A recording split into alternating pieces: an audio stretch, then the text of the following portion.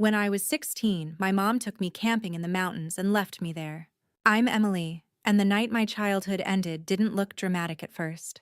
It was just cold air, the smell of smoke, and my mom shoving a cheap multi-tool into my hand. "Go grab some real firewood," she said. "Not that damp junk by the campsite. Time for you to learn how to take care of yourself." I was half asleep, but I went.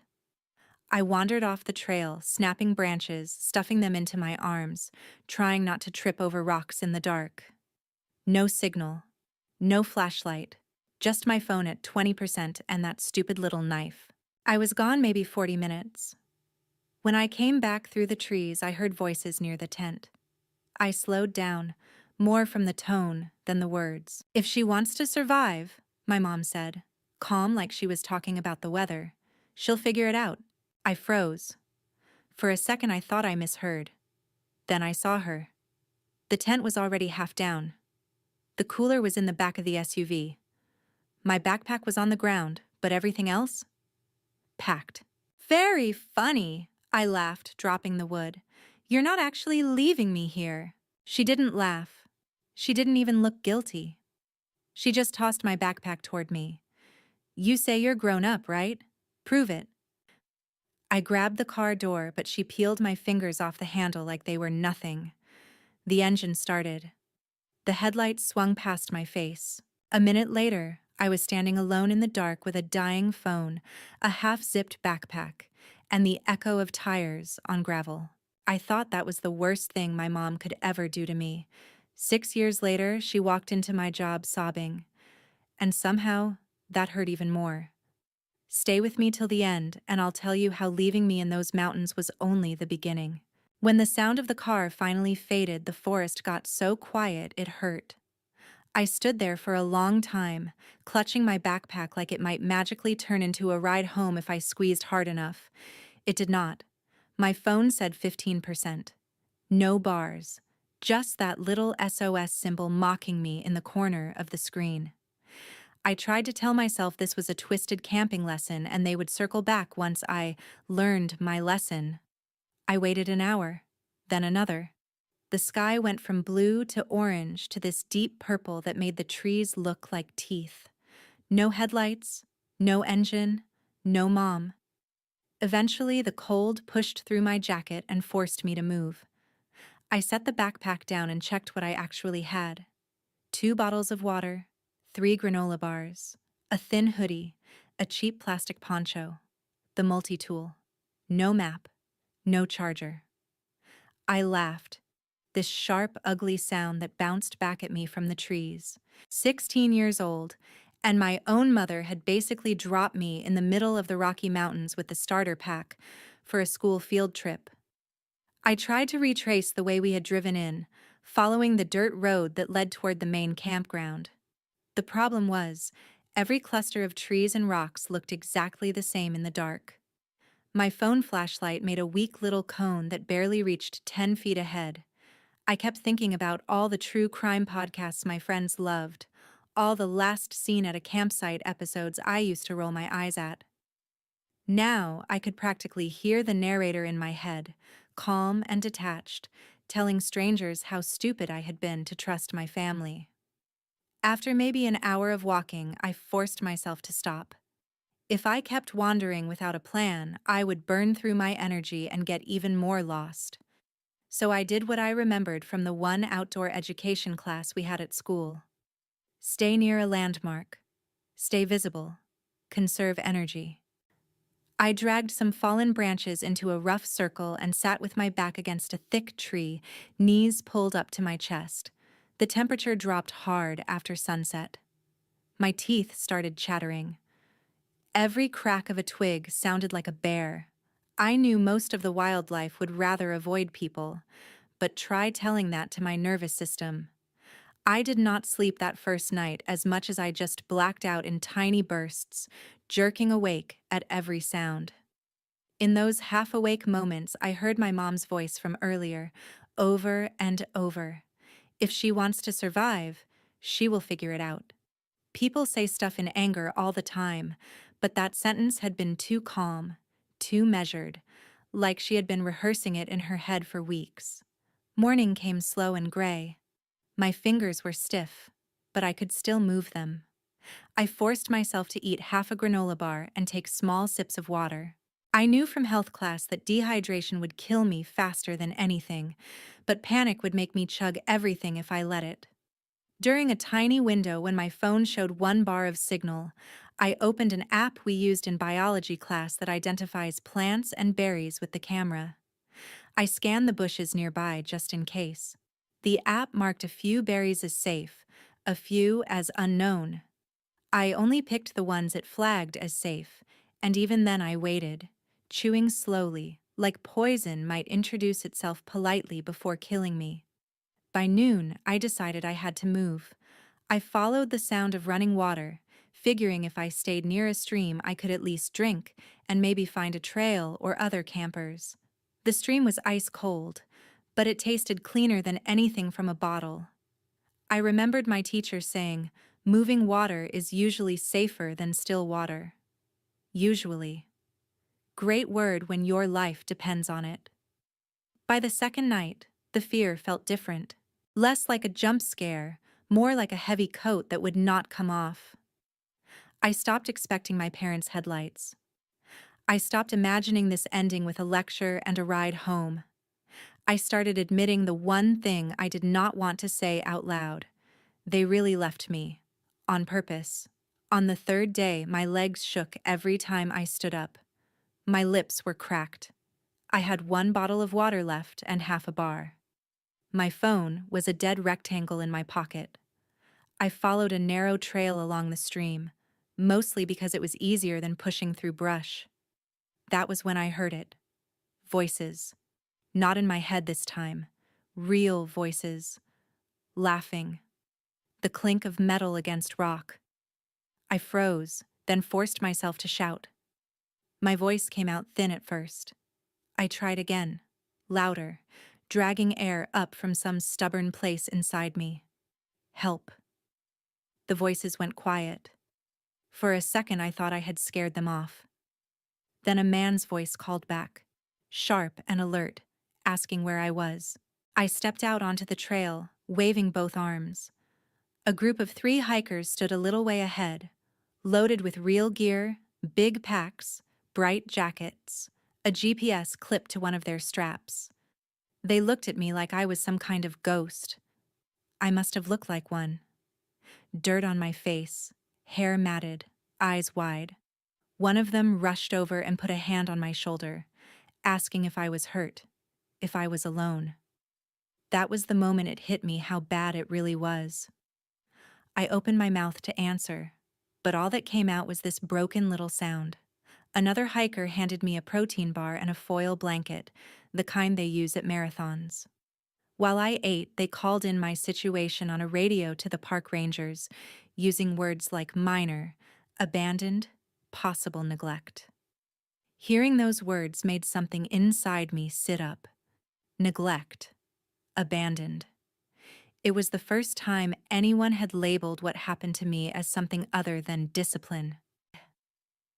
By the time we reached the ranger station, my legs were jelly, and my brain felt like it was lagging a few seconds behind everything. The ranger on duty wrapped me in another blanket and asked for my parents' phone number. My stomach twisted. I gave him my aunt's number instead. When my Aunt Linda pulled up in her old pickup, she ran to me and hugged me so hard my ribs hurt. She kept saying my name, over and over like an apology she did not know how to finish. On the drive to her house, she told me my parents had called her after the trip and said I had run off to punish them. They had not filed a missing person report. They had not called the park. They had gone home, taken showers, gone back to work. That night, lying in my aunt's spare room with clean sheets and a full stomach, I stared at the ceiling and realized something simple and brutal. Getting out of the mountains had been the easy part. The real wilderness was going back to a family who could leave me there in the first place. 6 years later, I was wiping caramel drizzle off a Starbucks counter in Seattle when my past walked in and ordered a latte. By then, the camping trip was something I only mentioned in therapy and anonymous support groups. On paper, I was doing fine. I had moved in with my aunt for a while after the Rangers found me, but it didn't take long for the story to twist. My parents told everyone I had stormed off to teach them a lesson and refused to come home. My Aunt Linda believed me more than they did, but she still used words like misunderstanding and family drama, like almost dying in the woods was the same as a loud Thanksgiving. By 18, I'd had enough. I took on extra shifts, saved every dollar, and moved out. Seattle was far enough from Denver that I could breathe without checking over my shoulder for a familiar SUV. I rented a tiny room in an old house with two other girls I met through an online support group for people raised by abusive parents. We split rent, traded trauma stories over instant ramen, and kept each other's secrets. I got a job as a barista, the kind where your name tag never matches your actual name, and your manager cares more about drive-through times than your mental health.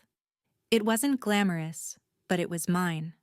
I blocked my parents on everything: phone, email, social media. If I couldn't fully erase them, I could at least put them behind a wall. When I needed to talk about it, I went to Reddit instead.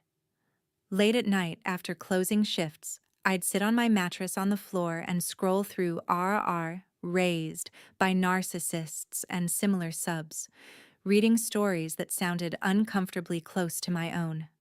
One day, I finally posted mine from a throwaway account. I described the trip, the quote, the days in the mountains, the ranger station. Within hours, there were comments from strangers saying, "That was abuse. That was attempted neglect. You didn't deserve that." It was the first time anyone had called it what it was without flinching. For a while, that was enough. I told myself I didn't need closure. I just needed distance. Then, on a random Wednesday morning shift, she walked in. I was half zoned out, repeating the same greeting I'd said 1,000 times when I felt someone staring a little too hard. I glanced up from the espresso machine and saw a woman at the front of the line who looked like a bad sketch of my mother. Thinner, shoulders slumped, hair shot through with gray.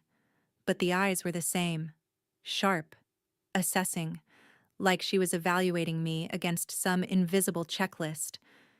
My brain lagged. My body reacted first.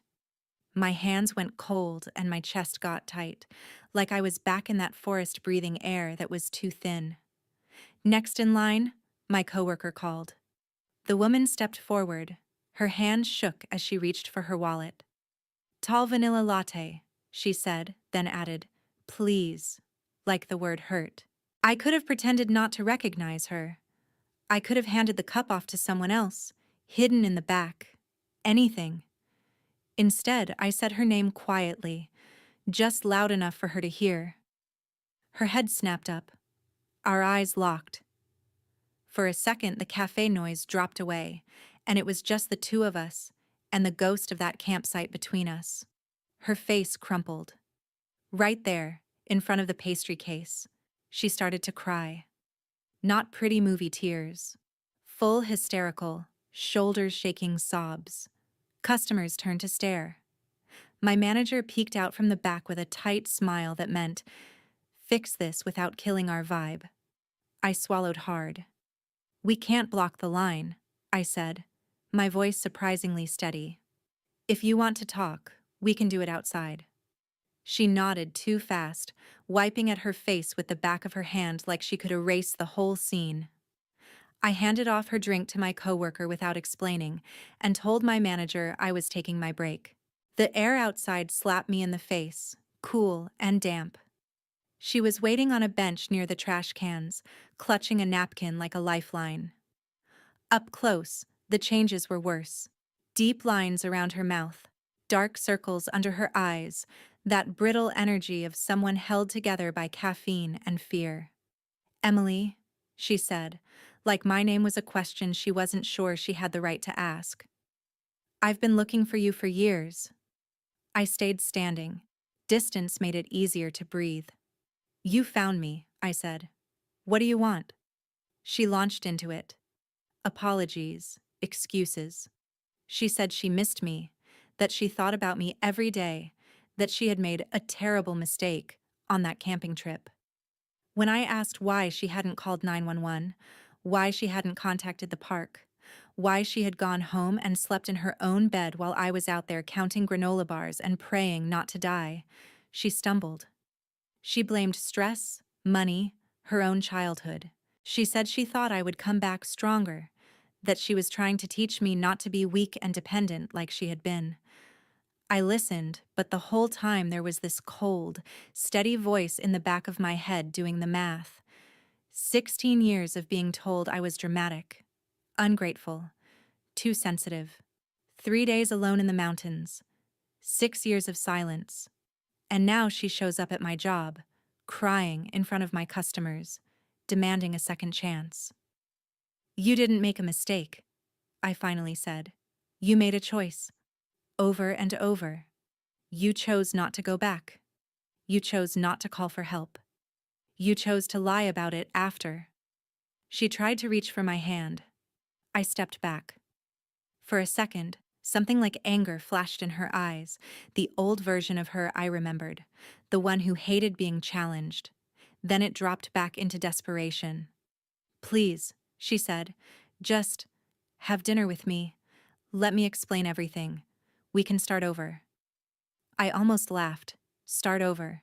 Like there was a reset button somewhere between Denver and Seattle that we had both just forgotten to hit. "No," I said. "You don't get to show up and pretend we're just a normal mother and daughter who had a rough patch. You left me to die in the mountains. That doesn't get erased with coffee and tears." Her face crumpled again. People walking by tried not to stare.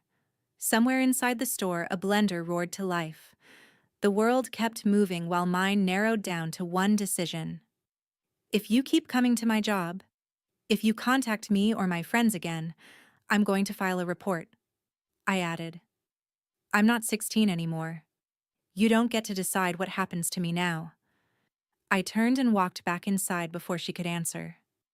My hands shook as I tied my apron again, but my voice was steady when I called the next drink. I had no idea then that this was just the first move. She wasn't going to let go easily, and I was done pretending what she did to me was anything less than abuse. I wish I could say that warning outside the coffee shop was the end of it, that she got the message and disappeared back into whatever life she had ruined without me, but that would have been too easy. For a week or two, nothing happened. I went to work, closed shifts, wiped counters, and tried not to flinch every time the door chimed. I convinced myself I had been dramatic, that maybe she really would respect a boundary for once. Then, the emails started. At first they came from an address I didn't recognize, with a generic name, like she thought I'd be more likely to open it if I didn't know it was her. The subject line just said, "Please." Inside, the message was a wall of text, no paragraphs, just her spilling everything she thought would make me feel sorry for her. She wrote about how hard things had gotten after the incident, the way she phrased leaving me in the mountains like it was a car accident instead of a decision. She said my dad, Mark, had never really backed her up and eventually turned on her, which I translated as finally admitted she went too far. She said he'd filed for divorce 2 years after I left for Seattle. She wrote that my younger brother, Dylan, had dropped out of community college, that he was addicted to video games and barely left his room. She said she had lost her job as a store manager because she couldn't focus and her bosses didn't understand.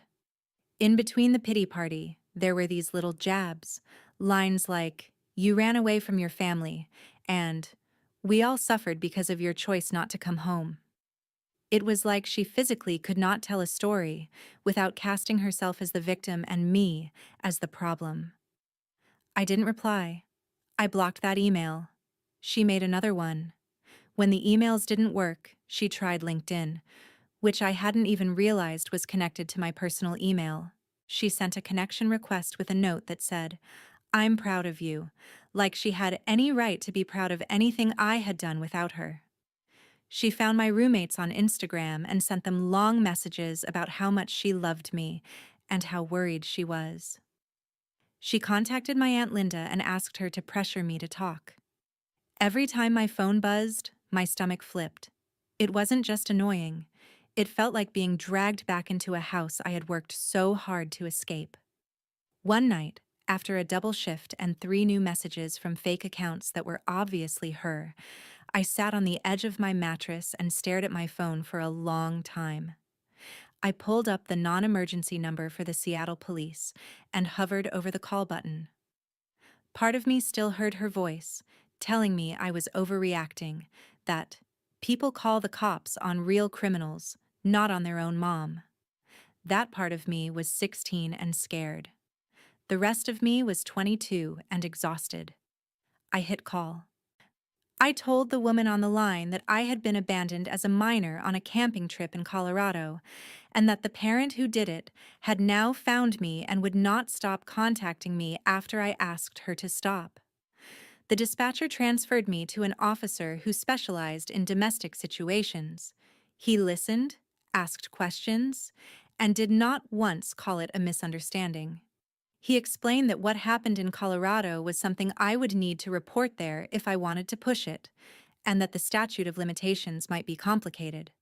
But the harassment now, the unwanted contact at my job and through my friends, that they could address. He suggested I document every message, every email, every attempt to reach me, and then come down to file a report so they could issue an official warning. I did exactly that. Screenshots, dates, times. The shaky video my coworker had taken from behind the counter the day she cried in the shop, which suddenly felt useful instead of embarrassing. A week later, I sat in a small gray room at the station, hands folded in my lap, and watched an officer type my words into a report. It felt surreal, seeing mother and harassment on the same line in an official document. After that, things got quiet again, but it wasn't real silence. It was the silence you get right before a storm. One Saturday afternoon, my aunt called. I almost let it go to voicemail, but something in my chest told me to pick up. Linda sounded tired in a way I hadn't heard before. She told me my mom, Sandra, had driven down to her house unannounced, banging on the door, demanding to know why I had turned the police on her. According to my aunt, Sandra was ranting about how I was ruining her life, how people at her new job looked at her differently, how some distant cousin had sent her a link to a Reddit post that sounded a little too familiar. That got my attention. I hadn't used names, but I had mentioned the Rockies, the age, the quote. Apparently, it had been enough for someone in the extended family to connect the dots. Linda said she had tried to calm Sandra down, but my mom just kept circling back to the same line. I was just trying to make her strong. No one made me strong. I had to do it myself. That was the opening my aunt needed. She told me gently that there was something about my mom's past she had never really talked about. When Sandra was around 10, their own mother had left her in a public park for hours as punishment for talking back. No phone, no watch, no idea when she'd be picked up. Their mother had gone shopping, had coffee with a friend, and returned smiling like nothing had happened. To her, it was a lesson. She never really got over it, my aunt said. She convinced herself that's why she's tough. That's how she survived. She thinks doing it to you was giving you the same gift. My aunt's voice cracked on the last word. I sat there with the phone pressed to my ear, feeling something cold and sharp slide into place. It didn't make what my mom did any less evil, but it finally made it make sense. Hurt people is a nice phrase for a poster. It hits different when you realize you are the person they chose to pass the hurt to. A few days later, my mom emailed again. This time, instead of begging or guilt-tripping, she wanted a meeting. One real conversation, she wrote. No yelling. I'll answer anything. Against my better judgment, I agreed, but on my terms. Public place. Daylight.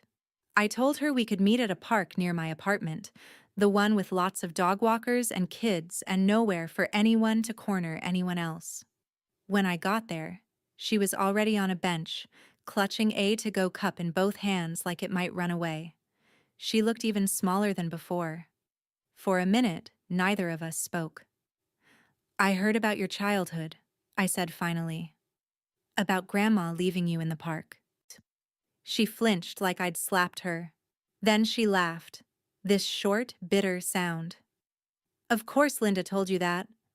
She went on autopilot, telling the story like she'd clearly told it 100 times, how no one came when she cried, how she decided that day never to depend on anyone, how she had sworn her kids would be tougher than she was.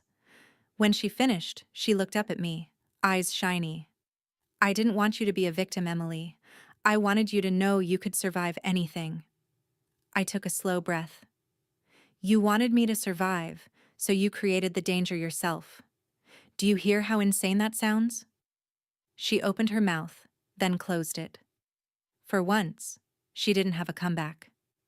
"You keep saying you were trying to help me," I said. "But every choice you made put me in more danger, not less. Leaving me in the mountains, not calling for help, lying about it, finding me years later and pushing into my life after I told you no. That's not love. That's control." Something in her posture sagged. For the first time since I'd known her, she looked confused instead of confident. Lost, even. "So what now?" she whispered.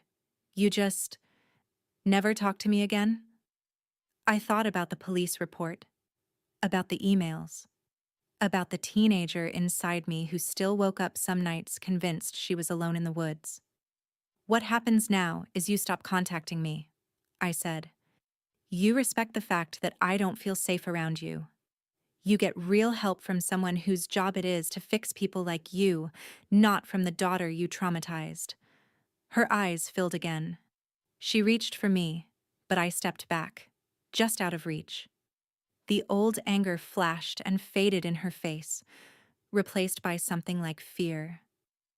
"If you ignore the warning and keep reaching out," I added, "there will be more reports. That's not a threat. That's a boundary." I turned to leave. Behind me, she called my name, then let it fall. As I walked home, my phone buzzed with a new email notification. I didn't open it. The line had finally been drawn in ink instead of pencil. I didn't know it yet, but she was about to cross it in a way that gave me all the fuel I needed to start telling the world exactly what she had done. I didn't open that email on the walk home, but it didn't really matter. She found another way to shove herself into my life. A few days after our park conversation, one of my roommates knocked on my door with her phone in her hand and this weird look on her face. "Hey," she said carefully. "So, I think your mom just messaged me." My stomach dropped. On my roommate's screen was a long DM from an account with my mom's face as the profile picture. She had written paragraphs about how I was mentally unstable, how I had run away and cut ties with my loving family, how she was terrified I was being influenced by dangerous people online. She asked my roommate to let her know if I was okay, like I was a missing dog and not a grown woman paying my own rent. I felt my face go hot. It wasn't just the invasion, it was the way she twisted the story, again, this time to someone who actually knew me. "You can block her," I said quietly. My roommate already had. "I just thought you should know." That night, I lay awake staring at the ceiling, my heart beating too fast. Blocking her was like bailing water out of a sinking boat with a cup. As long as she controlled the story, she would keep using it to pry at the cracks in my life. I kept thinking about that ranger, about the words he'd used in his report. Neglect. Abandoned. I thought about the 100 anonymous strangers on Reddit who had told me this wasn't my fault.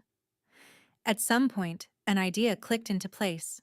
If she was going to keep lying, maybe it was time to stop whispering the truth in safe little corners of the internet and start saying it louder. I started small. I logged back into the throwaway account I'd used on Reddit and updated my post with more details. I talked about the quote, If she wants to survive, she'll figure it out. I talked about waiting for headlights that never came, about the ranger station, about finding out later that no one had filed a missing person report. I didn't use names or locations this time either, just enough context to paint the picture.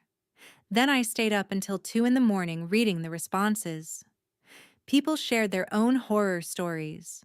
A few said it sounded criminal. One comment hit me hard. Abusers count on your silence.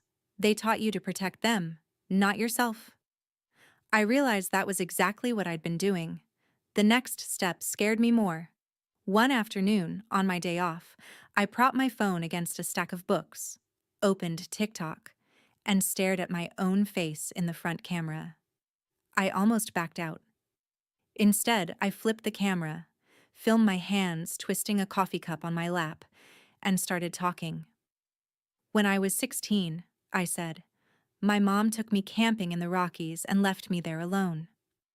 I told the story in pieces, the way people do when they're just dumping something wild into the universe. No names, no identifying details. Just the facts and the way it felt to hear her say that sentence and realize she meant it. I added text captions for accessibility, put a random trending audio at low volume, and hit post before I could overthink it. I figured maybe a few hundred people would see it, mostly strangers scrolling past on their lunch break. By the end of the week, it had over 400,000 views. The comments were a mix of outrage and heartbreak. This is abuse. I'm so sorry, I believe you. My mom did something similar. I thought I was alone. A few trolls said I was making it up for clout, but the weight of the support drowned them out. For the first time, the story wasn't just stuck in my throat or hidden in some private subreddit. It was out there, breathing on its own. That probably would have been enough for me, honestly, just telling it. But then my aunt called again. She sounded frazzled. I don't know what you posted, she said, but your mother is losing it. Someone sent her a link to a video that sounds a lot like your trip. She's convinced you're trying to destroy her. I almost laughed. The idea that me describing what she had done counted as destroying her said everything.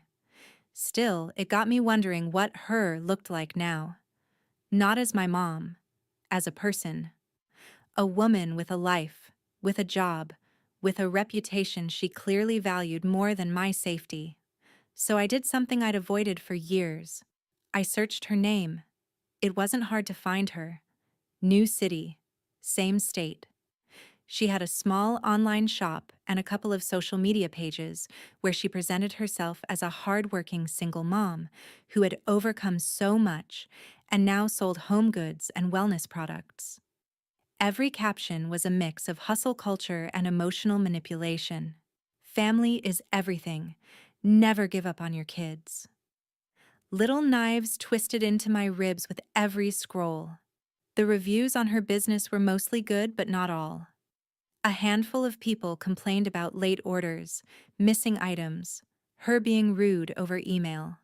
Nothing major, just red flags that looked a lot bigger when you knew who she was.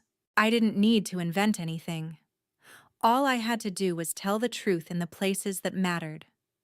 I made a second TikTok, this time talking about how some abusers managed to spin themselves into inspiring figures in their communities.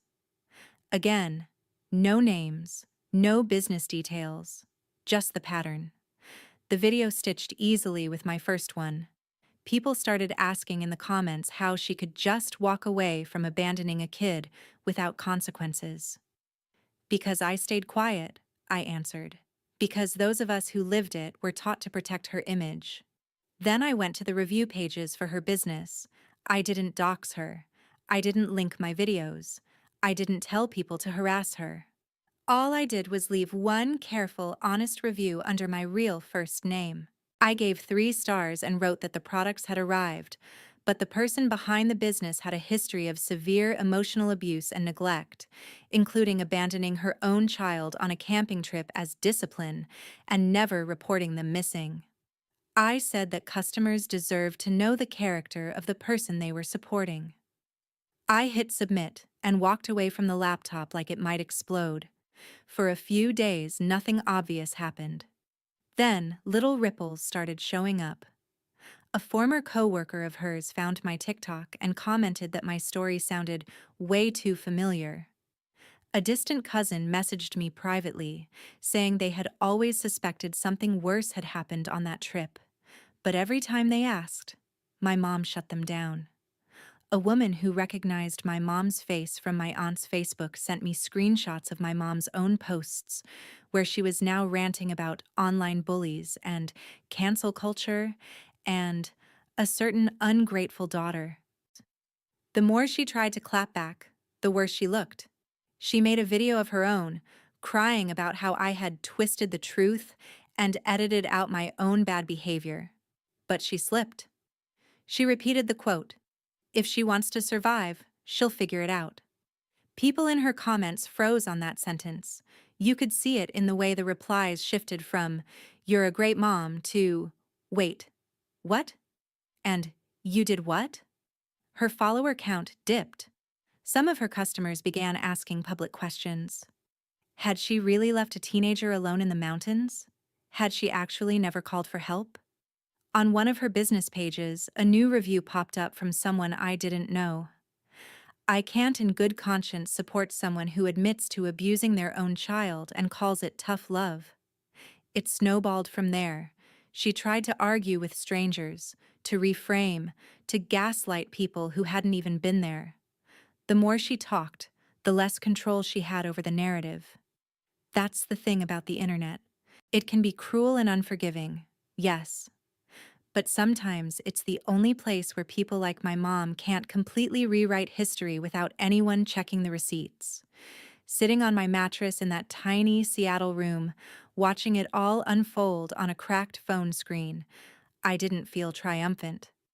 Not really. I felt something colder, steadier. For the first time, I wasn't outnumbered.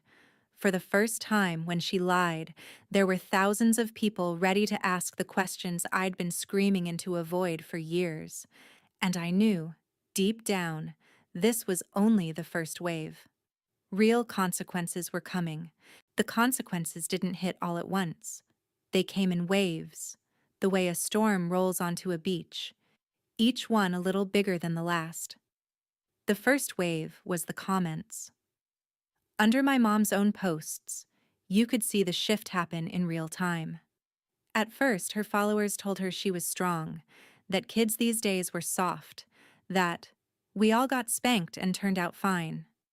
Then someone clipped her sentence about leaving me in the mountains and posted it on their own account with the caption, "This isn't discipline, this is abuse." That clip took off. Suddenly, strangers who had never heard of her were stitching her video, arguing in their own kitchens and bedrooms about what counted as tough love and what was just straight-up cruelty. My mom tried to keep posting her usual content, smiling with her products and typing long captions about resilience, but the replies were different now. "Are you the one who left your kid in the Rockies? Did you ever actually call the cops? Why are you selling candles instead of apologizing?" She deleted the worst comments, then turned them off completely. But the internet doesn't forget. People took screenshots. They shared them in private Facebook groups and local forums. One night, while I was counting the till at work, my phone buzzed with a DM from someone I didn't recognize. They said they used to work with my mom at the store she managed. "We always knew she had a temper," they wrote. "We just didn't know it was this bad. I'm sorry no one saw it sooner." A different message came from one of her recent customers who had ordered a big batch of products for a small boutique and gotten half of it late and wrong. She'd seen my review and connected the dots. "I thought she was just scatterbrained," the woman wrote. "Now I think she's dangerous." That woman and a handful of other customers filed complaints, not just on the review sites but through actual consumer channels. A few took her to small claims court over undelivered orders and refused refunds. I only found out because someone sent me a copy of the docket, her name printed in black and white next to the words failure to provide goods as promised. There was something darkly satisfying about that phrase, failure to provide. It fit more than just candles and throw pillows. My aunt called again, exhausted. She told me my mom had been served papers at her apartment and had shown up at a family gathering ranting about how I had weaponized the internet against her. Some relatives agreed with her. Others, the ones who had quietly watched from the sidelines all these years, started asking questions they'd never dared ask before. What really happened on that camping trip? Why hadn't she called for help? Why had she lied? Every time she told the story, the details slipped a little, and someone would point it out. The control she'd had over the narrative all my life was cracking in front of her. That was the second wave. The third was uglier. A cousin sent me a photo of her sitting alone in her living room, blinds half closed in the middle of the day, surrounded by boxes of unsold inventory. The landlord had raised her rent, and between that and legal fees and refunding angry customers, she was barely hanging on. My brother Dylan texted me for the first time in years. His message was short and awkward, full of typos like he'd rushed it. "Mom's freaking out," he wrote. "She keeps saying you're trying to destroy her. I don't even know what to believe anymore." I stared at the screen for a long time before answering. "You don't have to pick a side," I wrote back. "You just have to decide what's true. She left me in the mountains. She never called for help. Those are facts." There was a long pause. Then he replied, "I remember that trip. I remember her telling Dad I'd thank her one day for being so hard on us. I thought she was just being dramatic." He didn't defend her. He didn't defend me either. But for the first time, it felt like he was standing in the actual middle, not on her team by default. More ripples. More waves. A local Facebook mom group picked up the story, not because of me, but because one of her customers posted a warning about buying from influencers with hidden pasts. The comments tore into her. A few defended her, but most didn't. They weren't there for our family drama. They were there as parents asking themselves a hard question. Would I ever do that to my kid? Watching strangers argue over your trauma is surreal. Part of me wanted to close the app and never open it again. Another part couldn't look away. It was like sitting in the back row of a courtroom where your life was the case file. Eventually, I realized I needed to say one more thing, not to the internet, but to her. Not for her benefit, for mine. I opened a blank email and started typing. I didn't bother with "Dear Mom." I laid out everything she had done, point by point, like a ledger. Leaving me in the mountains, not calling the Rangers, lying to the family, showing up in Seattle to demand a second chance without ever really owning what she'd done. Messaging my friends, painting me as unstable, turning herself into a victim online while I quietly tried to build a life she had no part of. Then I wrote the sentence that had been sitting in my throat since the ranger station. "You taught me that surviving meant staying quiet so you didn't have to feel guilty. I'm done protecting you from the truth. I'm allowed to tell my story. If that has consequences for you, those are your consequences, not my cruelty." I told her that any further harassment would go straight to the police and that if she wanted less hate online, she could start by apologizing without excuses, both privately and publicly. I ended it with a line I knew would hit harder than anything else. "For the record, I didn't ruin your life. You did. The internet just finally saw it." I hit send and felt, not relief exactly, more like a bone settling back into its socket after being out of place for too long. A week later, my aunt called with the update I'd been expecting and dreading. My mom had lost one of the small claims cases and had to refund money she didn't have. Her landlord had given her notice. She'd shown up to work at a part-time retail job so shaken and exhausted that her manager sent her home, and she'd had what the ER called a mental health crisis. They admitted her to a psychiatric ward on a short-term hold after she hinted that maybe everyone would be better off without her. When my aunt said the words hospital and psychiatric, I sat down on the edge of my bed. I didn't cheer. I didn't cry. I just felt this hollow, echoing quiet inside my chest. This was what I'd wanted, right? Consequences. For her to finally feel even a fraction of the fear and helplessness she'd handed me on that mountain. But hearing she had actually broken scared me in a way I hadn't prepared for. Not because I wanted her to be okay, not exactly, because it proved just how deep the rot went. Hurt people, hurt people. And now, the person who had spent her whole life pretending she was the strongest one in every room was lying in a hospital bed, finally unable to spin away from what she'd done. That night, Dylan texted again. "They put her in some kind of mental place," he wrote. "She keeps asking for you." I stared at that message until the words blurred. Part of me wanted to throw my phone across the room. Another part remembered the feeling of that cold mountain air clawing at my lungs.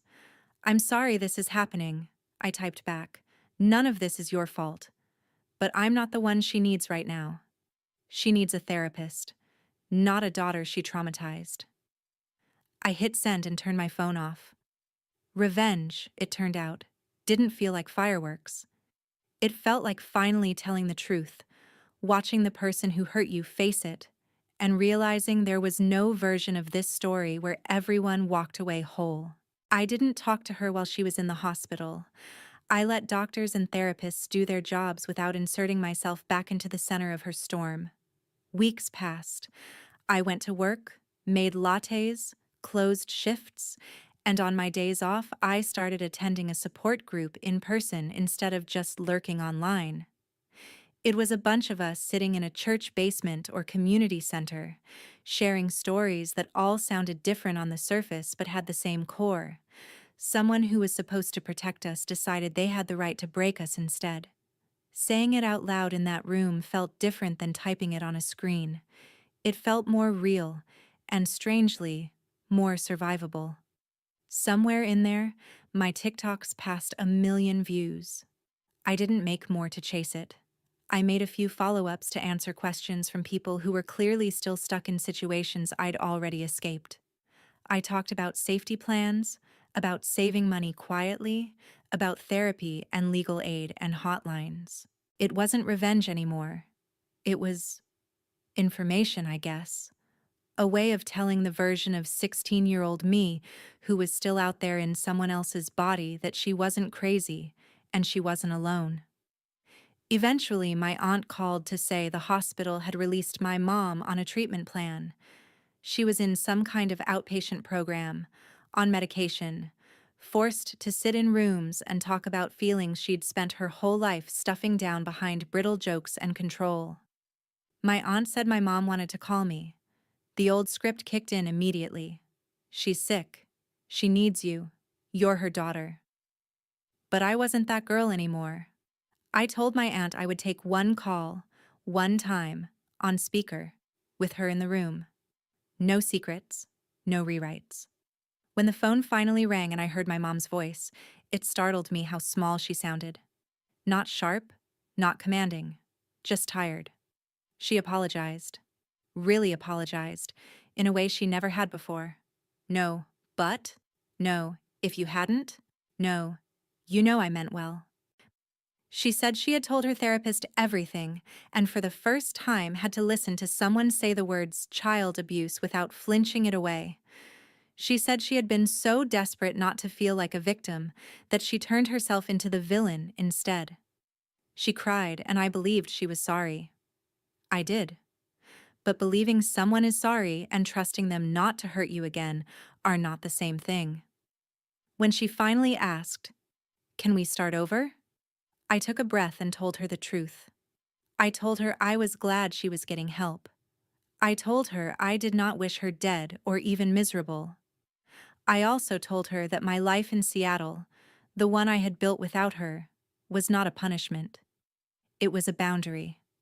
That forgiveness, if it ever came, would be something I did for myself, not a prize she could win by saying the right words. That there might never be a version of our relationship that looked like what she wanted, and she had to make peace with that in therapy, not in my inbox. She went quiet for a long time. Then she said, "I understand," in a way that told me she finally knew understanding and accepting were two different mountains to climb. We hung up. I didn't feel lighter or heavier. I just felt done. Not with healing, because that's not a switch you flip, but with chasing some imaginary moment where everything would finally make sense and hurt less. That wasn't coming. What I had instead was a tiny apartment that was mine, friends who believed me, a scarred but beating heart, and this strange, fierce urge to pull other people out of the places I'd barely escaped. So I leaned into that. I kept going to group. I volunteered with a local hotline that helped people dealing with domestic and family abuse. Sometimes, when it was appropriate, I shared a soft version of my story. Not the internet drama, not the viral parts. Just the girl in the woods who realized her mother loved control more than she loved her kid, and the woman who decided that cycle ended with her. People like to dress up what happened to me with phrases like tough love or survival training. Here's what I learned. Love that leaves you alone and terrified on a mountain isn't love. Love that demands your silence to protect its own reputation isn't love. Tough love without safety, accountability, and consent is just abuse in a nicer outfit. If you see yourself in any of this, I'm not going to pretend I have all the answers. I'm just some girl who got left in the Rockies and decided not to stay lost. But I can tell you this much. You're allowed to name what happened to you. You're allowed to set boundaries that make other people uncomfortable. You're allowed to walk away from family if staying means slowly disappearing. Revenge, for me, wasn't ruining her life.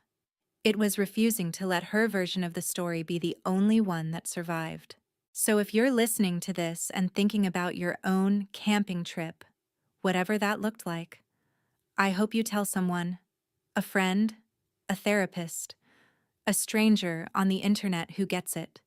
And if you feel like it, share this story, or your own, so the next kid out there in the dark knows there's a way out, and a whole world waiting on the other side.